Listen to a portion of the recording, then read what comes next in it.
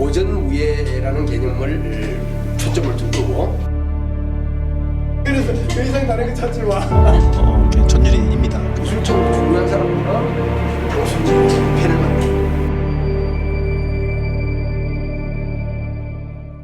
자, 이제 그래서 우리가 이제 오키나와에 대한 기본적인 그 이해를 깔고 초기 가라데 형성 과정으로 들어갈 거예요. 일본 말을 한국어로 쓰는데 이 도, 토, 또가 굉장히 애매해요. 도쿄인지 토쿄인지 또쿄인지 사실은 그 중간쯤 되는 말일 거거든. 뭐 청음과 타음에 대한 무슨 뭐 그런 거라고 하는데 나도 일본어는 공부하지 않았어. 뭐 스즈키냐 스즈키냐 처즈키냐 뭐 이런 거죠. 가라데냐 카라데냐 까라데냐 헷갈리는 거예요.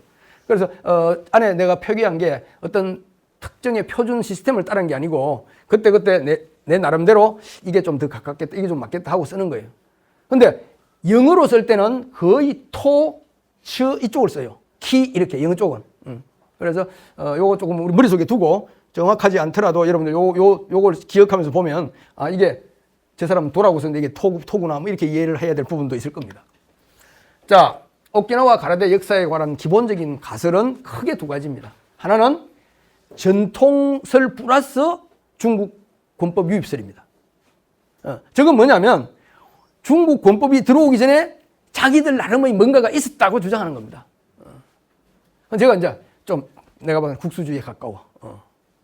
중국 권법 유입설 과거에는 1번이 좀 많았는데 지금은 이번에 내가 쭉 좀 조사를 해보니까 대개 한 80~90%의 글을 책 읽고 글 쓰는 사람들, 연구하는 사람들이 중국 권법 유입설이에요. 가라데는 중국에서 들어왔다. 근데 문제는 뭐 구체적으로 어떤 경로, 어떤 기술 어떻게 들어왔느냐 이 부분에 대해서 이제 지금 연구가 진행되고 있고 조금 토론이 진행되는 거지 중국 권법이 아니다 이야기는 이제 거의 없어요. 그리고 그 중에 재밌는 그 일본 우리 권 선생 도움으로 일본 책을 하나 사가 이번에 그래서 보니까 책 전체를 전통설을 증명하려고 썼는 책이야. 근데 중반 이후부터 결론은 뭐야? 못 찾겠더라, 꾀꼬리야. 못 찾겠더라. 별 의미 없는 소리 같다. 그런 고백도 있었는데 어쨌든 오늘 나는 중국 권법 유입설을 확고하게 이야기할 거고 그 중국 권법 유입설 중에서 오시마 필기설, 36성 유입설, 그 다음에 중국 유학 수련설 이렇게 세 가지로 내가 나누었는데 하나씩 좀 볼 거예요. 이 전통설은 중국 권법이 왔긴 왔지만 그 전에 우리도 뭔가 있었다. 그 이야기예요. 쉽게 이야기하면. 그래서 우리도 구스코 시대도 있었고 삼산이 전쟁할 때도 있었고 그때 싸우면서 뭔가 싸움하는 기술이 우리 남아 있었다. 그래서 그거를 그냥 수라고 한다. 당수 빼고 당자 안 들어왔으니까 당자 빼고 수. 그래서 오키나와식 일본 발음하고 일본 본토식 발음이 좀 달라요. 그게 오늘 제일 많이 헷갈릴 거예요. 그래서 이 티, 때, 대 뭐 그런 중간 발음인데 그래서 그렇게 하다가 나중에는 중국 권법이 들어오니까 그 티, 때가 토, 때 당 플러스 수로 이렇게 바뀌는 그리고 나중에 일본식으로 가라테가 되는 그런 거예요. 그렇지만 이 이야기는 사료적으로 구체적인 증거가 없고 그게 이야기 있었다고 하는 게 1500년에서 1700년대 저 시대인데 저게 언제 시대예요? 저기에 관련돼서 기록이나 역사가 없다는 것은 말이 안 되는 이야기가 되겠죠. 그리고 최하로 양보해서 설령 있었다 한들 뭐 어쨌다는 말이야. 그 이후에 기술하고 아무 상관이 없는데 굉장히 단순한 어떤 개별 기술이나 그건 어디에나 있죠. 그 정도는 그 정도는 이제 민간 무술이라는 것은 어느 시대든 없었다고 할 수가 없는 거기 때문에 이제 중국 유입설 중에서 36성 전래설인데 저거 전설이에요. 전설인데 명태조 25년에 민이라는 게 이제 민이 복건성인데 복건성 사람들이 이 36개 성 36개 패밀리가 오키나와로 이주해 왔다. 그 속에 무술하는 사람도 들어있었다. 이 이야기예요. 근데 저것도 현실적으로 이야기하면 그때부터 중국 사람들이 차츰 이주해 왔을 것이다. 그 중에서 좀 유명한 패밀리가 36가지 패밀리가 있었다. 뭐 이 정도로 보면은 사실에 가깝지 않겠는가. 그리고 실제 이 속에 누가 무술의 고수였고 누가 무술을 가르쳤고 하는 건 나오지 않아요. 그런데 그 이후에 이 사람들의 집산촌인 구메가라라는 마을에서 가라데를 배웠다는 이야기는 나중에도 계속 나옵니다. 그리고 항상 어떤 누가 뭐 어디서 뭘 배웠냐 할 때 신비로운 중국인, Mysterious Chinese. 어떤 중국 사람한테 배웠어. 이런 이야기 많이 나와요. 어떤이 누군지는 안 나오지만 끊임없이 그 얘기가 나옵니다. 그래서 그 중국 사람이 내가 이제 주장하는 것은 일본 사람이 중국 가서 배운 건데 그것뿐이 아니라 중국에서 온 사람이 현지에서 가르친 부분도 있었다라는 이야기 정도로 이해하면 될 것 같아요. 그 다음에 제일 많이 이야기가 되는 게 이 오시마 필기인데 대도 필기라는 건데 이게 무슨 이야기냐면 1762년에 일본으로 들어가던 오키나와의 배가 파선을 해가지고 어딘가에 표류를 하는데 거기에서 이 오시마의 관리, 이 도베조키라는 사람이 그 사람들을 구출해서 돌봐줘요. 근데 그 배에 타고 있던 고급 선원이 어떤 소이라는 사람이 조키에게 오키나와가 이런 나라다라는 걸 설명을 해줘요. 오키나와의 여러 가지 풍속, 생활상 뭐 이런 것들을 설명해줘요. 그걸 기록으로 적어서 책이 몇 권이 돼서 그 책이 나온 게 오시마 필기예요. 즉 말하자면 그 당시에 1760 몇 년도에 일본 본토 사람이 오키나와 사람한테 듣고 적은 오키나와에 관한 스토리 책이에요. 거기에 한 줄에 청나라 사신이 왔는데 그 시종 무관 중에 공상군이라는 사람이 있었는데 그 공상군이 무술을 전해줬다. 여기서 구미아이주쭈라고 그러는데 구미아이주쭈 조합술이라는 것은 일본 무술 이름이에요. 일본 유술의 맨손으로 서로 치고받고 하는 것을 구미주쭈라고 그러는데 그 이름 용어 아는 게 이거니까 그냥 권법이라고 하면 되는데 이렇게 말을 한 거지. 그래서 육국에 가르쳤다고 보는 거예요. 그래서 많은 사람들이 공상군이라는 존재, 공상군 해서 가라데가 여기서부터 시작됐다 이렇게 믿는 거죠.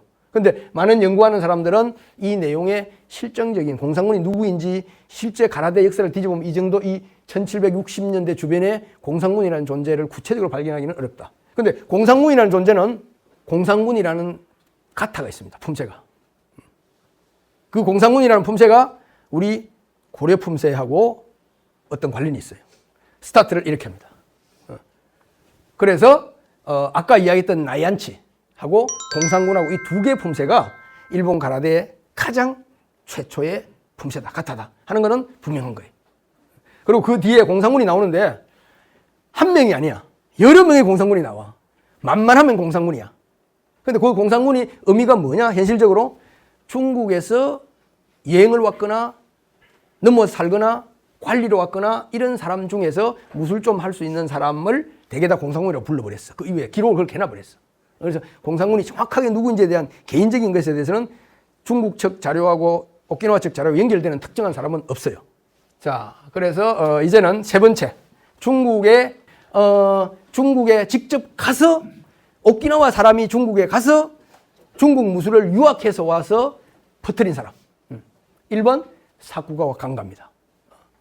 나중에 보면 알지만은 사쿠가 강가가 일본 가라데의 시조 같은 인물이에요.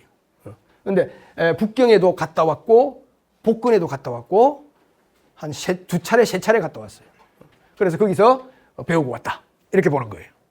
그것이 배우고 온 권법이 그때 배웠던 가타가 가라데의 출발점이 아닌가. 그 다음에 마스무라 소콘인데 사쿠가와 강가의 제자야. 그런데 이 사람도 두 차례 중국 갔어. 복근에서 배웠어. 그래서 이 사람이 복근에서 배운 어떤 품새가 나이안치의 원형이 아닌가. 이런 이야기를 하는 사람도 있습니다. 그 다음에 이제 아라가키 세이소라는 나중에 여러분들 나중에 보게 되는 그 고주류 혹은 나하떼하고 관련이 있는 사람인데 이 사람도 복권 복주에서 홍권과 형이권 등을 수련했어요. 그 다음에 그 유명한 히가온나 칸요, 일본 고주류의 할아버지, 나하떼의 아버지 히가온나 칸요도 10년 혹은 15년간 후조에서 중국의 백화권을 배웠어요. 그 다음에 고주류를 창시한 미야기 조준 중국에서 수련했고 사토류를 창시한 마부니 갱화도 중국에서 수련했어요. 그 다음에 우에치 간분이라는 사람은 중국에서 배우고 중국에서 아예 도장했어요. 하다가 동경으로 넘어와서 가장 중국스러운 가라데 스타일의 시조. 그래서 우에치류라는 그 유명한 가라데 유파가 있습니다. 그래서 현대 가라데 발전에 핵심적인 영향을 끼친 이런 사람들이 전부 중국에서 군법을 배웠고 이 사람들이 배운 군법을 배운 것 중에 대다수가 오늘날의 후젠, 복권성에서 배웠고, 복권성 중에서도 백학권, 백학권을 주로 많이 배웠다. 그래서 지금까지 전반부로 중국 남권과 오키나와에 대한 개괄적인 이해, 그 다음에 가라데의 기원설에 관련해서 두 가지 전통설과 유입설, 그 다음에는 유입설 두 가지를 간단하게 우리가 살펴봤습니다. 살펴봤고, 자 이제는 중국 권법 유입설에 대한 좀 구체적인 어떤 기술적인 관점을 좀 볼 텐데, 초기의 형 사쿠가와 강가가 정확하게 무슨 가타를 가리켰는지 정확한 기록은 없어요.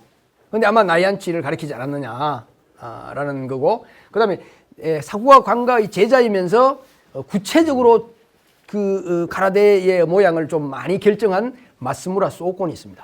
마스무라 소콘이 가리킨 가타는 좀 구체적인 이름이 나와요. 그래서 보면은 바사이, 나이안치와 바사이, 공상군, 54보, 고주시오 이런 가타들의 이름이 이제 등장하기 시작합니다. 그런데 우리나라에서도 나이안치나 바사이나 공상군 같은 형은 옛날부터 무지하게 유명했죠. 일본 본토에는 사실 치고 박는 독립된 맨손 격투 기술이 없었습니다. 일본의 맨손 격투 기술은 뭐냐면 주짓주예요. 주짓주의 발생의 맥락을 보면은 첫째, 무기 싸움에 근접전이 됐을 때 싸우는 방법. 두 번째, 일본에 발달된 이 갑옷, 임진왜란 때 나오는 일본군이 입었던 그 갑옷. 갑옷을 입고 있는 상태에 타격할 데가 없어. 투구까지 쓰고 있어.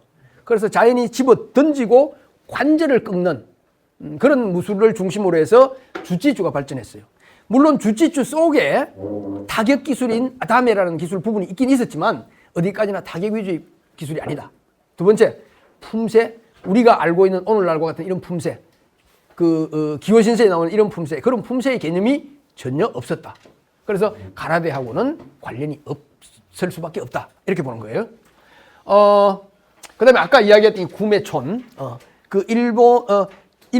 오키나와 사람이 중국에 가서 배워온 것도 있지만 중국 사람들이 오키나와에 와서 거주하고 살거나 또 어떤 외교적 목적으로 와서 그 당시는 왔다 하면 보통 한 6개월씩 뭐 이래 있는 거니까 그런 사람들에 의해서 배웠다는 거. 그 대표적인 그런 사람들이 자꾸 공상군이라는 이름으로 거론이 돼요. 그래서 공상군이 사람 이름은 아니고 어떤 관직 타이틀 비슷한 것 같은데 이게 공상군이라는 제일 유명한 품새를 남기기도 하고 여러 사람들이 공상군한테 배웠다는 말이 나올 정도로 그게 결국은 누군가 중국 사람이 계속 조금씩 가리키는 게 있었다 그런 뜻이에요. 그런데 이게 초기 무수 가타, 초기 가타가 정확히 어디서 왔느냐? 54보 같은 것은 백학권 무술의 유사한 이름이 있어요. 그렇지만 나이안치와 공상군은 같은 이름도 없고 동작도 조금 애매해. 그런데 실제 그 이후에 이제 많은 가타가 나오는데 그 가타들이 이름이 이제 거의 중국에 연관이 탁탁탁 되는 이런 이름들이 이제 많이 나옵니다. 조금 이따 우리 볼 거예요. 그래서 대체적으로 보면은 복권과 광동에 있는 남권의 기술 계통이다. 이렇게 볼 수 있고, 그 다음에 특히 복권 백학권, 광동의 홍권, 그 다음에 나항권, 이런 무술들이 오키나와 가라데의 오리지널 소스, 원전이었다. 이렇게 볼 수 있어요. 그 복권 백학권을 영춘 백학권이라고 하는데, 이거는 영춘권 영춘하고 다른, 한자로 쓰면 약간 다른 거예요. 지역 이름이에요. 광동 영춘현이야. 거기에서 백학권이 발생을 했어. 그래서 영춘 백학권이라는, 여러분들 영춘권하고 헷갈리면 안 됩니다. 물론 나중에 영춘권하고 발전에 전혀 상관이 없는 건 아니지만 같은 건 전혀 아니에요. 그래서 거기에 빠푸렌, 팔보연이라는 품새나 산친, 삼전이라는 품새나 스산, 산세이류 뭐 이런 것들 다 지금 이름이 있어요. 거기에. 그래서 지금 오키나와에서 쓰고 있는 이름이나 그쪽 중에서 하고 있는 이름 같은 품새도 상당한 품새가 있어요.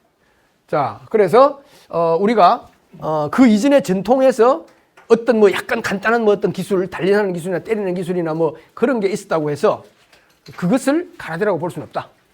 그 다음에는 가타가 없었다. 가라데에 가타가 없다. 그 가라데하고 무슨 상관이 있느냐? 그만큼 가라데는 철저하게 가타를 중심으로 발달된 무술이기 때문에 가타 이전에 뭐가 있었다, 그걸 가지고 뭐 가라데가 있었다라고 하기는 무리가 있다는 이야기고, 그 다음에 물론 봉술이나 사이라고 여러분들 이렇게 한 개 길게 나오고 이렇게 생긴 삼지창 같이 생긴 손에 잡고 하는 그 무기를 사이라고 하는데, 새라고 하는데 두 개 들고 이렇게 하는 거, 긴 창이나 칼이나 좀 끼워가지고 돌리면서 밑으로 쑤시고 하는 그게 오키나와 스타일 많아요. 그 다음에 동파는 봉인데 옆으로 달려서 이렇게 잡고 돌리면서 이렇게 하는 그런 니은자로 된 봉, 그런 무술들이 초창기 가라데의 도장에서 같이 수련을 많이 했어요. 그래서 그런 무기술이 있는 것을 가지고 옛날에 우리 전통 무술이 있었다라고 하면서 접근하는 거하고 가라데 역사하고 관련이 있을 것이냐. 전통술이 주로 이제 그런 식으로 접근하는 거예요. 좀 다른 거다.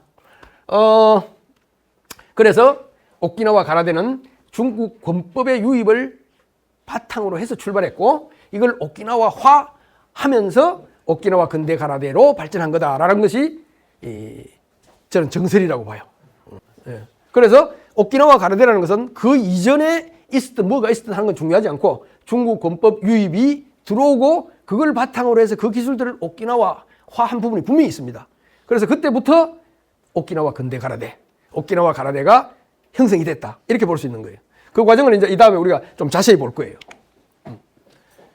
자, 그래서 사쿠가와 강가 이전에 류구에 온 사람들, 중국인들에 의해서 권법이 일부 조금 전해졌을 것이라고 저는 봅니다. 이게 뭐 이미 많이 전해졌으면 그런 형태의 어떤 특정한 동작, 특정한 유파를 하고 있는 게 나와야 되는데 그건 없거든요. 뭔가 약간씩 배웠다는 그런 희미한 이야기들만 전달될 뿐입니다. 실제 사쿠가와 강가와 마스무라 소곤과 같은 초창기 오키나와인들이 복권 등 중국에서 권법을 수련하고 들어와서 본격적인 이제 가라데가 만들어지는 거다. 오키나와에 전파된 중국 권법은 남파 권법이 대부분이었고, 그 중에 특히 복권 지방. 왜냐하면 그 명나라에서 우리나라가 명나라로 가면 어디로 들어오라라는 게 딱 정해져 있어요.